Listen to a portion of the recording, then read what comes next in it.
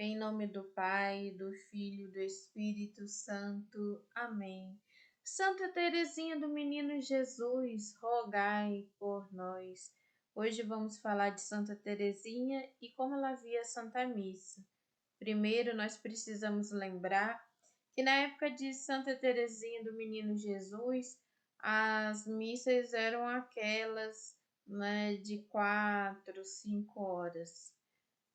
Então, só para contextualizar, ela fala assim: toda me concentrava em não perder uma palavra do sermão. Sermão é um tipo de homilia daqueles que a perder de vista, que o padre fala.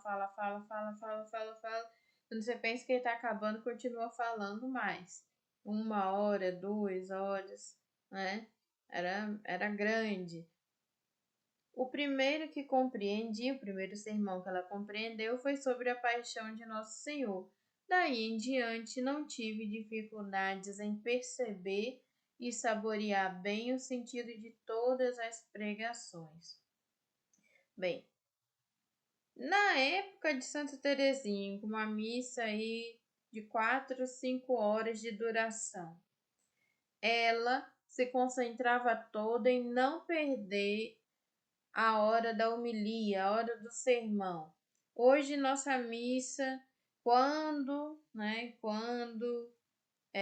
tem uma festa de novenário, que aí reza a ladainha, canta o hino do santo e um monte de coisinha a mais que vai fazendo, a missa dura em volta, se é durante a semana, uns 40 minutos, e na missa de domingo é um pouco maior, né? Mas geralmente a missa de domingo, uma missa normal de domingo, dura 1 hora, 1h20, no máximo 1h30, né? O padre, por direito, pode falar 10 a 15 minutos na homilia. E você pergunta às pessoas: e aí, o que o padre falou hoje? Aí é um silêncio porque as pessoas não lembram do que o padre falou, não prestam atenção, não leem em casa antes o evangelho do dia, a liturgia, né? Não precisa ter aquela revistinha. Você tendo acesso a saber qual é a leitura, você pega a sua Bíblia e vai ler. E muitas das vezes é no momento que o padre vai fazer a homilia que as pessoas resolvem ir ao banheiro, beber água, desfilar, não é aquele desfile para lá e para cá, é criança correndo, é criança gritando, porque assim, se a criança correr, se o pai e a mãe foi lá e pegou, ok. Criança gritou, normal, mas continuou chorando, a mãe sai, né? E vai tomar um ar, e vai fazer um nananeném e a criança para, beleza. Agora o problema é que geralmente é a hora da homilia que as pessoas realmente resolvem fazer todo o barulho possível, sair do lugar, e isso atrapalha. Eu não vou mentir, isso atrapalha. Ou seja, as pessoas não dão valor ao momento da homilia. E a segunda parte da frase dela é que ela diz assim, que quando ela compreendeu o sermão sobre a paixão do Nosso Senhor, ela conseguiu compreender todas as outras pregações, sermões, homilias. E eu vou explicar como assim. Porque quando a gente entende a paixão do Nosso Senhor, a gente compreende toda a leitura do Antigo Testamento ou mesmo do Novo Testamento. Por quê? Jesus morreu por amor a nós e para nos livrar do pecado, para nos dar o céu novamente. Então, a paixão do Nosso Senhor é sobre obedecer a Deus Pai, é sobre um amor tão grande que Ele se deu na cruz, é sobre uma promessa cumprida, realizada. Ah, mas como assim? Vamos lá. Noé.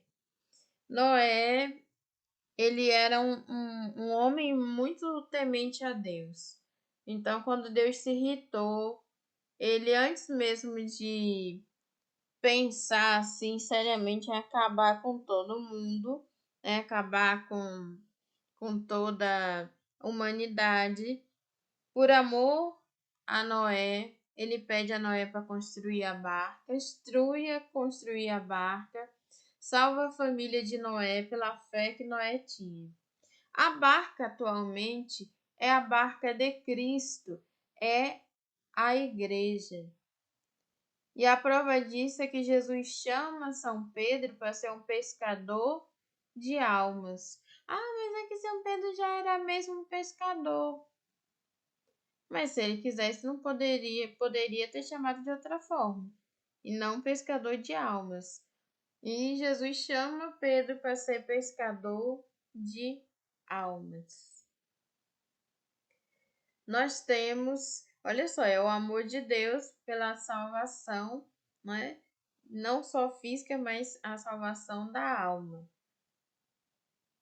Nós temos no Antigo Testamento a Arca da Aliança. Nós temos no Novo Testamento Nossa Senhora.